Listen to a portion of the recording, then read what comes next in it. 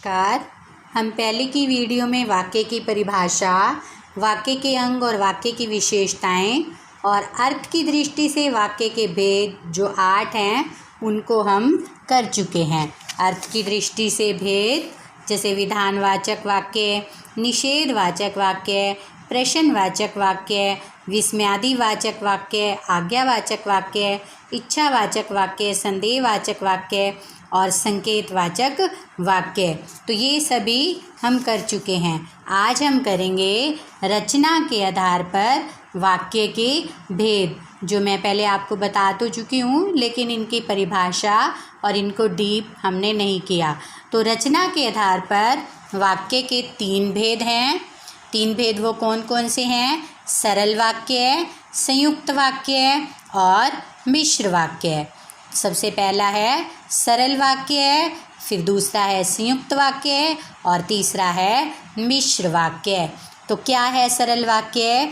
जिन वाक्यों में एक उद्देश्य तथा एक विधेय हो, अर्थात एक ही कर्ता और उसकी एक ही क्रिया हो, तो वो सरल वाक्य या साधारण वाक्य कहलाता है। जैसे प्रेरणा पुस्तक पढ़ रही है। अब प्रेरणा यहाँ क्या है?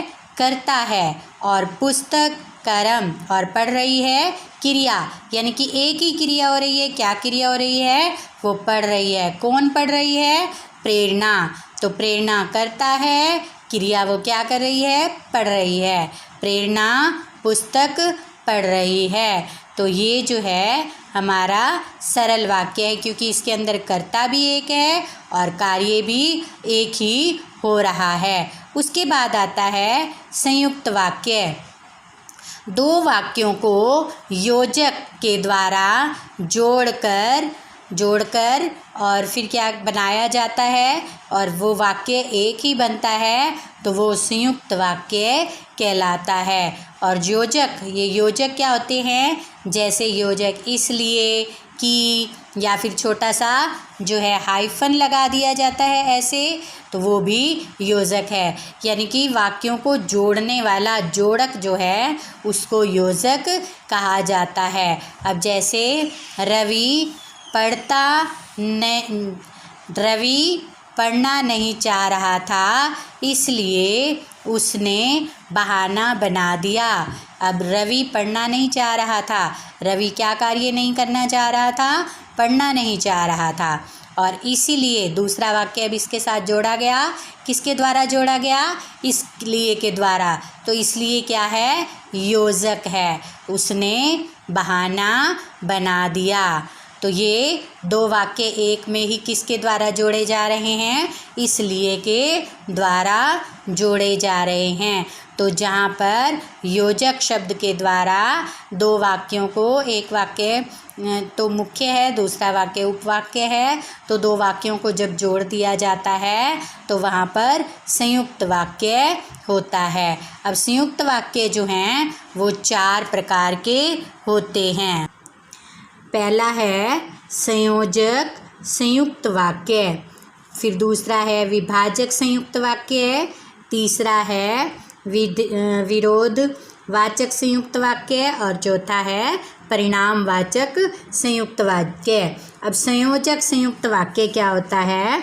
जिन संयुक्त वाक्यों में 2 स्वतंत्र उपवाक्य 2 कार्य व्यापारों तथा स्थितियों को जोड़ने का काम करते हों, यानी कि 2 ही कार्य और 2 ही स्थितियों को, जहाँ पर 2 उपवाक्य हैं और 2 कार्य और 2 स्थितियों को जोड़ने का काम कर रहे हैं, उन्हें संयोजक संयुक्त वाक्य कहा जाता है। जैसे किसान खेत गया तथा उसने बीज बोए। अब 2 कार्य हो रहे हैं, एक तो किसान खेत जा रहा है और दूसरा क्या हो रहा है?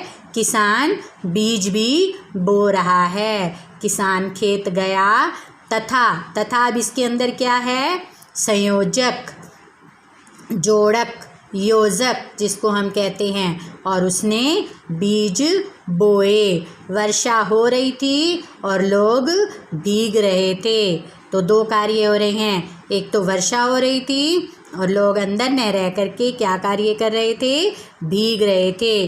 फिर है विभाजक संयुक्त वाक्य। इसके अंदर क्या होता है कि जिन संयुक्त वाक्यों में प्रयुक्त हुए स्वतंत्र उपवाक्यों में दो स्थितियां या कई व्यापारों के बीच विकल्प दिया जाए, कोई भी विकल्प, तो एक को स्वीकार किया जाए और दूसरे को अस्वीकार कर दिया जाए, तो उसे विभाजक संयुक्त वाक्य कहते हैं। कौन सा विभाजक संयुक्त वाक्य क्या होता है कि संयुक्त वाक्यों में प्रयुक्त स्वतंत्र उपवाक्यों में दो स्थितियां हैं, दो कार्य हैं और उनके बीच विकल्प दिया जाता है। तो विकल्प देने के बाद एक को तो स्वीकार कर लिया जाता है और दूसरे को अस्वीकार यानी कि स्वीकार नहीं किया जाता, तो वहाँ पर क्या होता है, विभाजक संयुक्त वाक्य।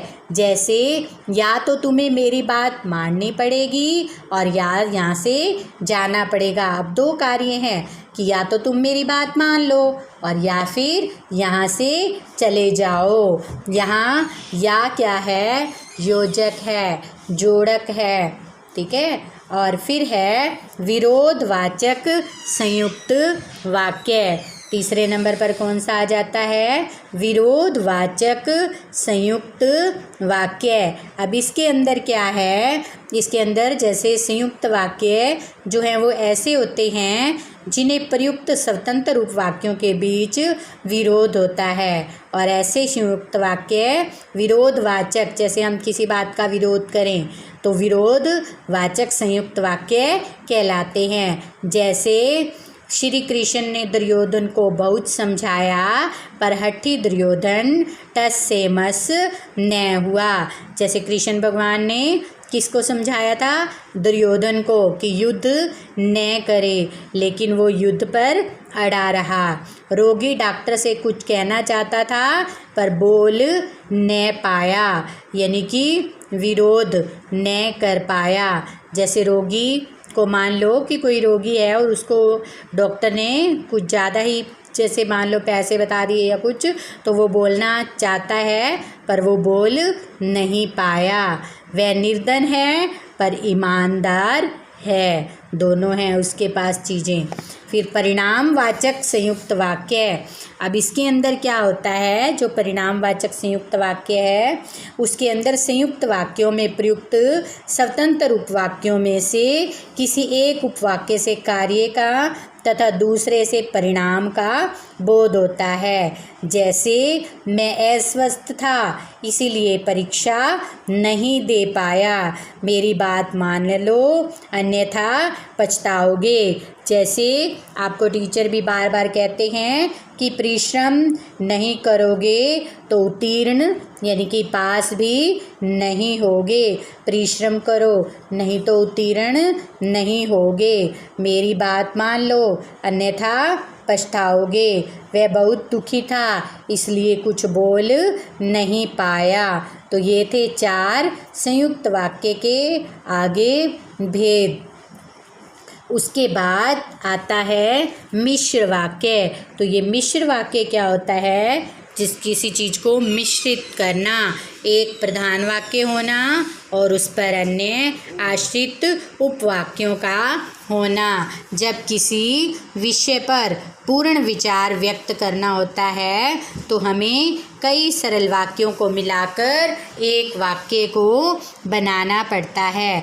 तो ऐसे वाक्य मिश्रित वाक्य जो है वो कहलाते हैं। अब जैसे तुम भी उधर चले जाओ जिधर तुम्हारा भाई गया है, अध्यापक ने बताया कि कल छुट्टी है। और ये वाक्य भी योजक वाक्यों से लगभग जुड़े हुए होते हैं। जैसे पहले वाक्य में हमें कॉमा जो है वो दिखाई दे रहा है और दूसरे वाक्य में हमें की दिखाई दे रहा है।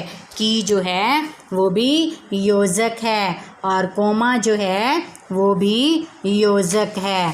तो ये भी क्या होते हैं, उपवाक्य जो हैं वो योजक के साथ जुड़े होते हैं, जैसे इसमें बताया भी गया है। जैसे वाक्यों में जैसे रेखांकित जो वाक्य जैसे हैं तो एक वाक्य दूसरे उपवाक्य जो है एक दूसरे पर आश्रित होते हैं। उसके बाद आता है उप। तो आज इतना ही। बाकी हम उपवाक्य और प्रधान वाक्य, आश्रित वाक्य, ये सब जो है वो हम नेक्स्ट वीडियो के अंदर करेंगे। तो इसको ध्यान से आप लोग वीडियो को ध्यान से देखिएगा, सुनिएगा, और फिर उसके बाद आपको जो बुक लगवाई हुई है CBSE बोर्ड की, तो उसमें से ध्यान से पढ़िएगा। और फिर भी अगर आपको कोई बात समझ में नहीं आती तो आप जूम मीट में या फिर फ़ोन के माध्यम से पूछ सकते हैं। धन्यवाद।